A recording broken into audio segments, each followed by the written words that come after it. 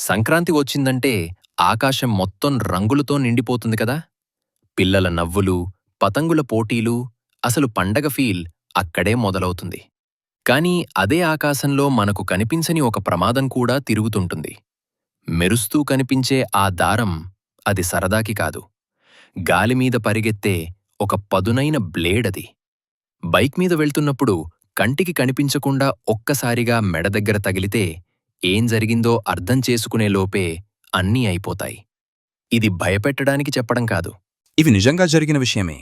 మన దేశంలోనే ఇలాంటి దారాల వల్ల రోడ్డుపైనే ప్రాణాలు కోల్పోయినవాళ్లు ఉన్నారు. పండగ రోజు ఇంట్లో ఉండాల్సిన నవ్వులు ఒక్కసారిగా హాస్పిటల్ బెడ్ దగ్గర కన్నీళ్లుగా మారిపోయాయి. అందుకే పండగలకి బయటికి వెళ్తున్నావంటే బైక్ అయినా స్కూటీ అయినా మెడ దగ్గర ఒక మందపాటి గుడ్డ పెట్టుకో. హెల్మెట్ తప్పకుండా వేసుకో. చిన్న జాగ్రత్తే ఒక పెద్ద ప్రాణాన్ని కాపాడుతుంది. ఈసారి పతంగి ఎగరేసేటప్పుడు ఒక్కసారి ఆలోచించు.